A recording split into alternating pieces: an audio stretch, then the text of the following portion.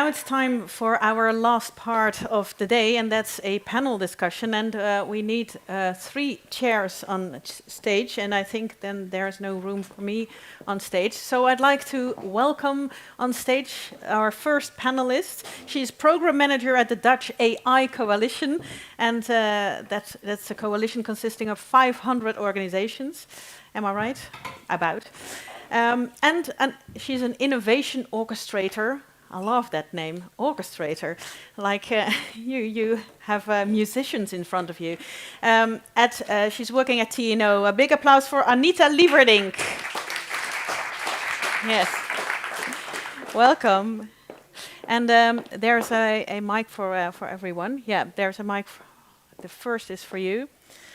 I'm just going to announce the next panelists, and I hope it works without stairs.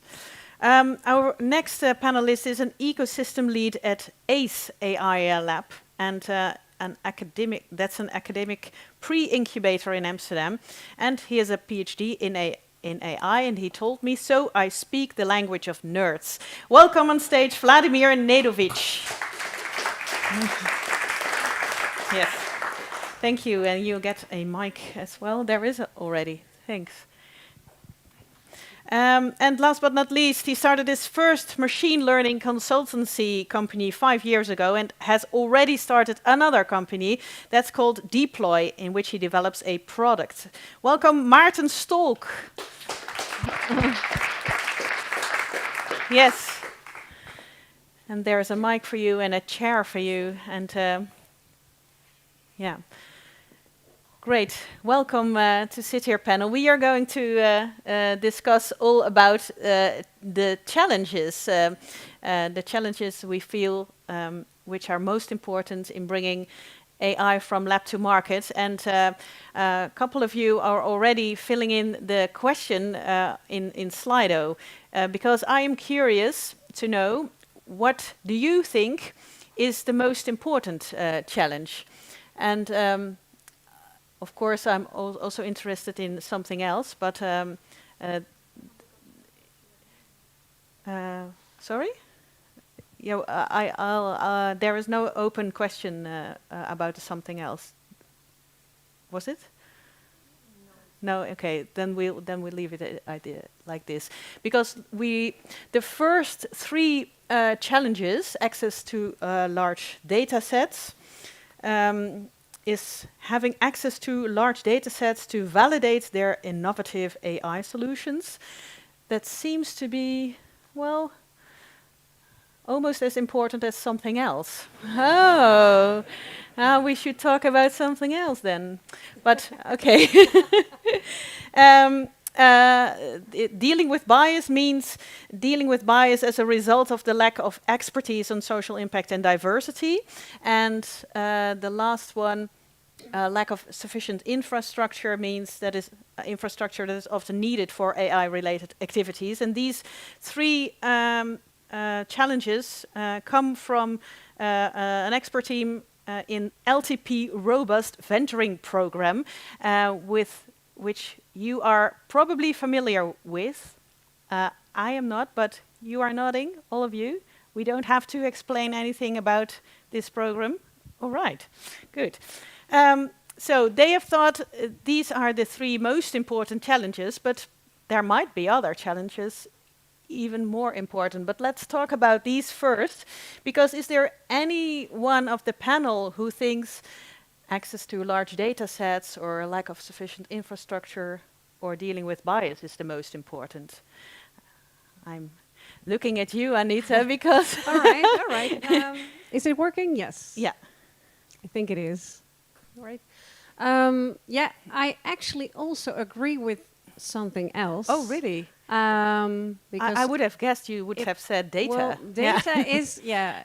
We did of course many interviews with AI startups, and especially if you want to grow a startup in AI, access to data was number 1 of the challenges they were facing. But from lab to market, I would say you need a great team. and you need access to entrepreneurial people. And maybe that is why something else is right now on top. I'm not sure if you agree. Let's ask the audience, and I'm sorry for the online people who are left out now. Who thinks a great team is the most important challenge, or the biggest challenge? Well, there are some people agreeing with you, Anita. So good. We tackle that. And other panelists, what do you think? Do you agree with Anita about the team? Vladimir? Yeah, it's working. I agree. And what I think is implicit there, and it was, I believe, by the SOSFOS presentation, it was mentioned, is that there is this gap in mindset. And the great team will also mean that you are not sort of pushing, that there is a gap between your, let's say, because we are talking about academic startups, between the research and the level of ideas that you're generating and what the market needs are. There's a gap between those, and a good team should be able to bridge that gap. Yeah, that's what in the first talk of the day, were you there? What Chris said. Yes, yes, exactly.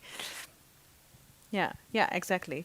Okay, and I'm curious, Maarten, what do you think? This one is working. Is it working when you turn it on? The green. Yeah. Is it working? Yeah, it is working.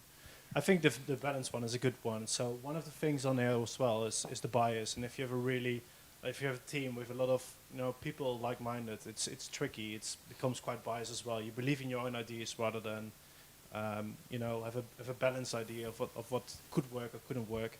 So I think that one is an important one. And I like the hustler, the hacker, and the third one. But I think you need the hacker as well. You need engineers to make sure that things come to production, that you can test things, that you can start validating. I mean, just a model running on your local notebook, I think that's not going to work. It really needs to put in production. You need engineers for that as well. Yeah. So I think the balance of a team is a good one. Yeah. So that's what you all agree upon. Let's not completely forget about the other things we didn't discuss yet before we go to the something else, which I'm really curious about what you think. So let's talk about a bit about lack of sufficient infrastructure, whether that's a challenge or not. Maarten, do you think that's a challenge? I often saw a lot of clever models, people working a lot on those models, clever data scientists, but they never got to production. And then you make a lot of mistakes as well. There's always assumptions which are wrong. There are always flaws in your model which you didn't test. And just a trained data set is not enough. I think you should make sure that it runs in production, that it runs on a proper infrastructure, that it's scalable as well. So often I spend more time on the infrastructure in my life than on the model itself. The model is quite easy, and keep on improving based on the feedback rather than spend a lot of time on the modeling. Yeah. So I do think it's crucial. Yeah, but if sorry. Go ahead. But if this means access to data centers and so, then how I understood the challenge, then I don't agree. No. I mean, I understand what you mean. Yeah. Sort of putting it in production and all the challenges in that process. But if it means access to data centers, cloud computing, then that is not the case. I think I consider that a solved problem. It's become a commodity. Yeah. What do you think, audience? Do you experience it as a problem, access to infrastructure, like Vladimir said? No? Yes? There's one person experiencing as a problem. So maybe does this one work as well? No. Okay. Then we should just be silent. Yeah. I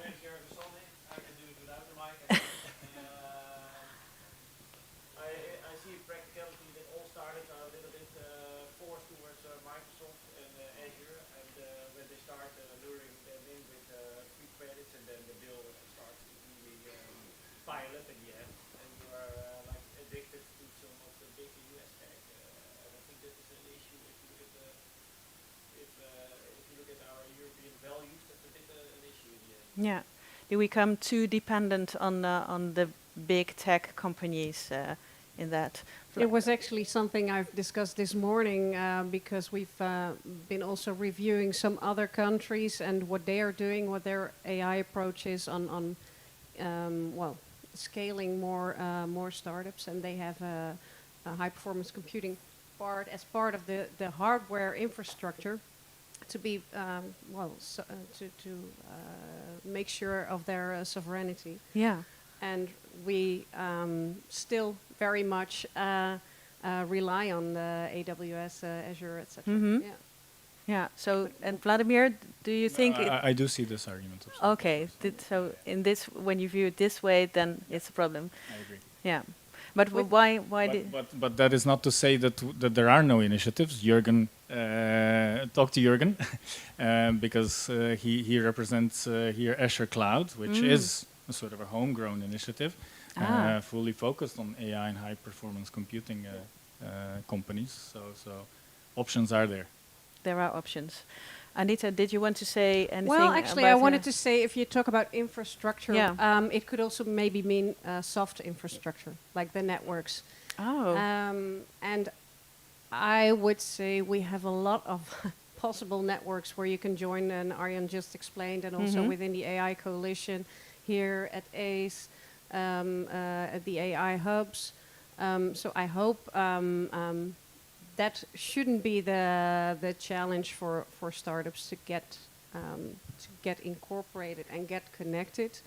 Maybe the right connection to first paying customers to validate and also to get access to their data sets is more challenging. Yeah. So there is no lack of network, not a lack of soft infrastructure, but also not a lack of.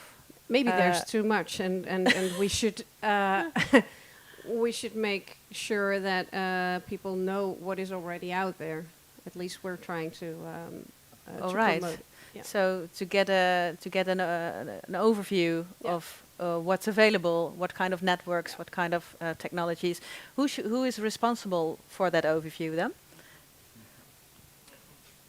I hear some laughing, but we are taking up this from the AI coalition. So we're right now collaborating with all the 7 hubs in the Netherlands. There are 7 regional AI hubs, also here in Amsterdam. And I have within these hubs, I have the startup contact persons.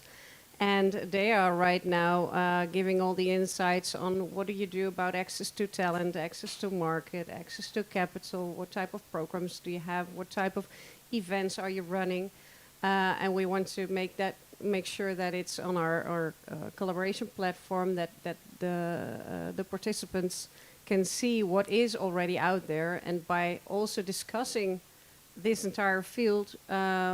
We get a clearer view on what is missing or how to integrate all sub-initiative into bigger programs.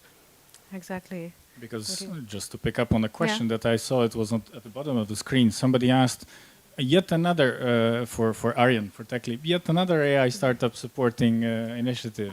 What's different from ICAI? So there's a lot of confusion. Yeah. Because we are yet another one. There are almost too many. Well, the luxury problem. yeah, and they overlap. Yeah. Should the networks cooperate a bit more? Yeah. Yeah. I also think as a startup, you can choose where you put your time on, and don't try to do everything, because that's going to be quite hard. A lot of initiatives, which is good, I think, but it can be quite challenging to cover all of them, to be participating in all of them. You have a lot of things to do in the end. Yeah.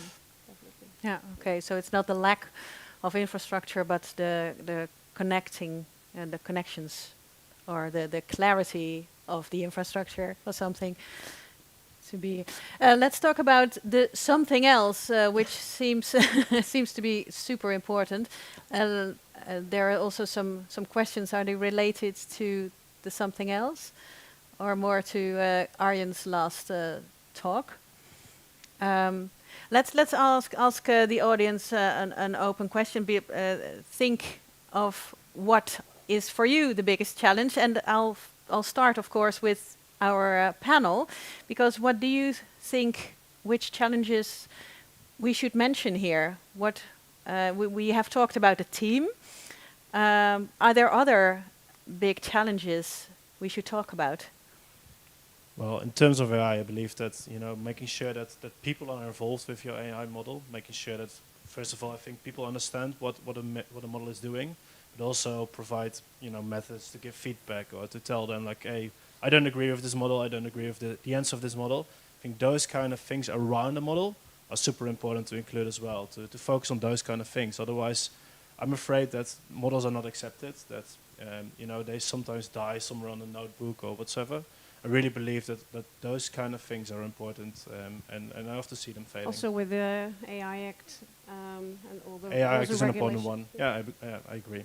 A lot of regulation coming up as well, so you have to make sure that you can explain what you're doing. Also Yeah. with people leaving and teams changing. Yeah. Do you agree? Yeah, I was going to say something else. Okay. Which is that I don't think that AI is a very specific or a domain that's too different from any sort of tech innovation or academic innovation. And Prince Constantine from Yeah, the special from envoy TechLeap. from TechLeap, Yeah. he gave an interview to University of Twente where he sort of sketched this big picture in general. And he mentioned one point which we could, let's say, pick out specifically for AI, which is the gap that I mentioned in the beginning, sort of between the ideas that you deal with in a research lab and what the market needs at this, what the market is ready for. This is a gap, and in case of AI being such an early discipline, this gap might be even larger. But I think in general we can learn from Chris's presentation, which is not in AI, because the challenges and the lessons we can share. Yeah. All Well, right. maybe to add to that, I don't disagree, but I think that if you want to scale a startup, there's also the main topics. But if you want to scale an AI startups, I think there's three differentiators that you need to take in place. So first of all, the internationalization comes very fast because it's a winner takes all. So you need to really get fast to scalable model and to international markets. The data, so access to data. Yeah. We didn't discuss it yet, but I still think it's a very big thing, and specifically for AI startups. And the other one is the legal aspects, because the legal developments that come over you as a startup, it's like a swamp Yeah. full of rules and regulations, and the larger corporates have their Stakes. legal staff, and as a startup, it's quite hard to know how to deal with this in a right way and to follow this all. So I think these three, so quick internationalization, Yeah. data, and legal, are differentiators.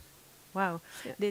Do you recognize it as a multiple startup I do, expert? but I think about the last point, that's also an opportunity for a lot of startups. If you really focus on one thing, make sure you really comply to the regulation, then you're super interesting for a lot of other companies. So if you really make sure you understand what is happening from a legal aspect, and you can solve it, you can make sure it's compliant. Yeah. It's I think a big opportunity.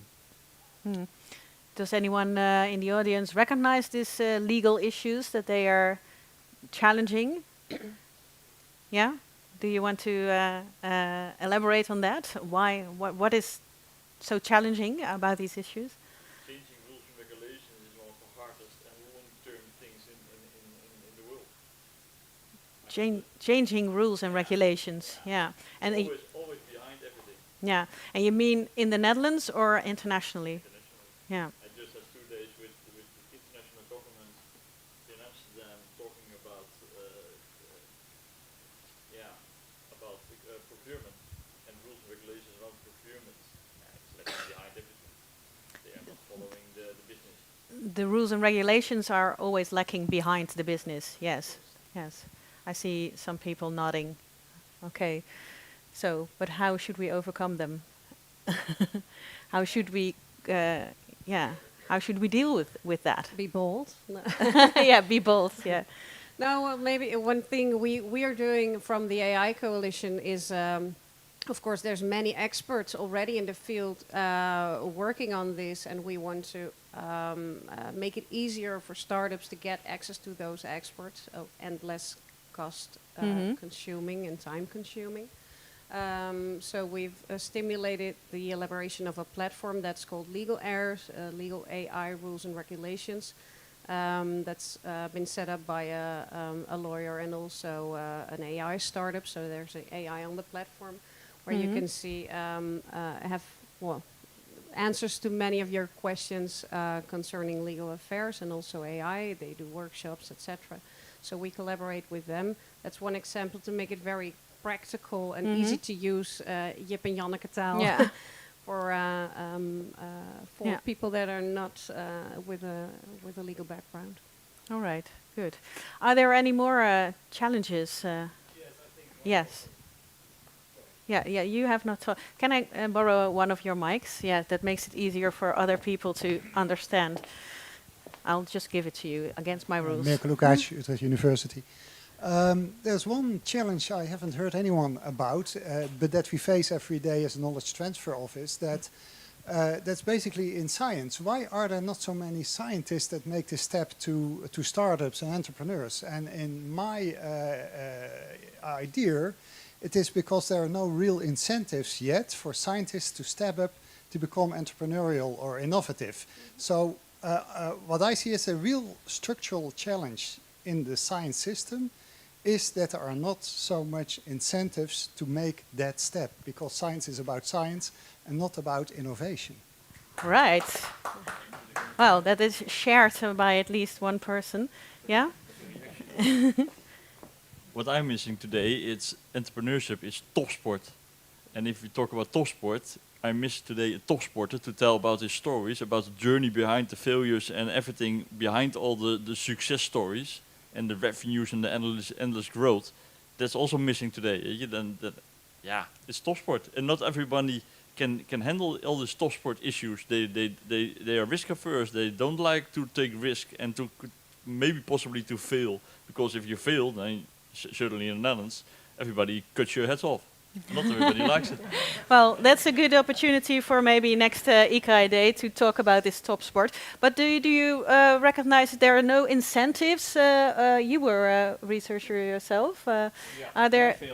And you failed. All right, all right. But we can talk about that. Next time. Yeah. No incentives. Yeah, well, I think everybody is naturally staying in their comfort zone. So, yeah, I think you need to want to step out of that comfort So zone. actually, you say it's not about the incentives; it's about the boldness of the research. No, both. Oh, Both. It's also about the culture, I think. So a lot of startups don't really have a culture to encourage a lot of research. The research can be sometimes quite shallow. So it depends also on the startup, I think. Some startups really put a lot of effort on doing proper research, and others, don't. They really push on commercial figures. And I think really depends on the startup. And maybe also the commercial offers that are there for students that want to step into an AI job and preferably go to Bol or Booking or Google or big companies. Yeah. maybe. Yeah. Because when I talk to AI startups, they mention access to talent as their challenge, for example. Well, we are here maybe fortunate in Amsterdam to have a lot of talent, but I think that is a problem that should be mentioned somewhere else. Arjen. No, just to react on it, because I think, to be honest, I see a lot of ambition with scientists, to start and researchers to start a business. They just don't know, there's no avenue for them really, to kind of get going. And we just launched a program this week, it's called Faculty of Impact. And I know it's just one of the things, and it's a 2-year program, and it's expensive, but at least it gives the opportunity to researchers to both combine research and building their own venture at the same time over the course of 2 years. So they have a bit of time to kind of play with that. And I think educational programs on entrepreneurship or any sort of activity that kind of gets them out of their comfort zone, I think will help, because I think it's a matter of. I don't think it's a matter of not being there. It's a matter of, or not having the ambition to. I think it's a matter of support and opportunity to explore that. All right, good. Yeah, absolutely. And at ACE AI Lab, we do the same. So Faculty of Impact is for faculty, where you might be even deeper into your academic paradigm. And what we see at AI Lab is although we are open for all sort of levels of academics, most of the candidates to AI Lab are master students because they are early on in their career that they can try this out. So they're not. Okay. This panel was all about challenges. Are there more challenges? I want to go a bit broader. Yeah. So I did some research on this topic at Scale Nation, for example, and I had my own startup, and I'm building a startup again. Yeah. So I think one of the, big elephant in the room, I think, is already talked a little bit about it. It took 2 years to get an IP license with the universities. I think the role of the government is really one part is supporting startups, but the other hand is not helping at all. So if you look at the US and Israel, for example, the government plays role as the early buyer of products of startups. And in the Netherlands, that is not the case at all. What do you wish the government to change? Yeah, the government should be acting as a launching customer. And that's not done because then you have misuse of public funding. And it's also in the technology transfer, the argument will put on the table that it's misuse of public money for the individuals. And I think that is a really blocking startups. If a other academic hears that he needs to negotiate or she needs to negotiate 2 years with the TTO to get the IP deal, well, you need to have a good pace, a long breath. Long breath to overcome this question. And this is really turning down. I've talked to a lot of people that actually had no energy at all to go through that. They see what the colleagues go through and say, well, leave it here. I'm fine with my current position. All right. The role of the government, I think maybe Anita can elaborate on that. Did you want to mention the government as well? Yeah, well, maybe very short. Yeah, sure. I'm for a long time intrigued by the fact that the government doesn't interact in ICAI labs at all, besides sometimes subsidizing things, but they don't play an active role, which is I think it's very strange. Look at the US and Israel. DARPA is fully funded by the US government. Yes. Yeah, and then, for example, if you look at typical labs like a fintech lab within ICAI, why is the government not interested in joining and participating? Yeah. Okay, the big elephant in the room is that the government we didn't mention yet. Anita, did you want to? Yeah. No, I wanted to make it. I like it to be a bit more interactive. Actually, my favorite kind of event is walking to you every time with a mic. But let's finish with the government as our last challenge to discuss.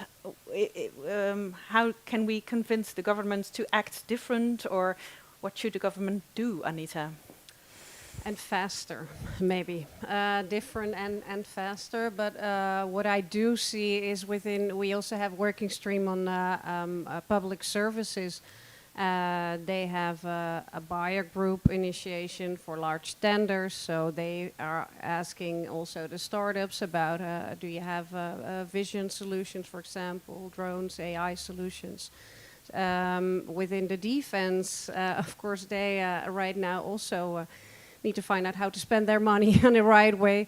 I hope and I suggest that there will be more solution, but I fully agree with Jurgen that government as a launching customer is still very much lagging behind in the Netherlands. The regulator part we're quite good at. But it can still be very much approved. Yeah. And the government is, of course, also involved in the AI coalition, and but might step up the game also with regards to the growth fund, of course. Yeah, that's true. Any remarks about our government? What I do recognize is that the government in the Netherlands, I guess, but a lot of countries is quite risk averse. So they probably tend to invest in proof of concepts or MVPs. But things really, when it becomes tricky, it becomes way harder to really implement something, I think, at the government. At least in my experience. Yeah. It stays in pilots. And that's smaller that's programs. tricky because in the end, that's not real validation, I think. Yeah. And Vladimir, do you have anything to add? I know nothing about this, so I leave it to Prince Constantine. Yeah, I think that we just need to sort of listen to each other, interact more, go out of these individual language games, because I think we have to first agree on definitions, and be at the same page before we do business. Right. Maybe one more thing to stimulate the government as launching customer is a very great for your credibility. So where I see that use cases in AI are applied, for example, just last week I saw a presentation of a use case where the National Cybersecurity Center was using AI, and this very much helped the startup in also attracting other partners, because the NCSC was working with them. This is also the case with the Ministry of Defense, for example. There's so much procurement, money to be spent in the right way. We should really stimulate them to make sure to also support startups in their first launching customers. All right. You wanted to have the last word? Yeah, I almost wanted to finish. Yeah. Any brilliant last words? No pressure. We need solutions. If we change the researcher, just a researcher, into applied researcher, then you have you create a complete different mindset. How do you do research and why do you research? And at the end, in the procurement, I was last 2 days. I also pitched to be into large procurement. They always talk about collaborations, set up collaborations between the big ones, the big corporate world, but also, if you can arrange it, that we also take in startup into account, always in the procurement phase, that you have also taken to, and then you can also stimulate in a more structured way startup world. Thank you, and let's end with that. Let's end this panel discussion for now, and I hope we can continue at our borrel. So I would like to have a big applause for Anita, Vladimir, and Maarten. Thank you. Yeah.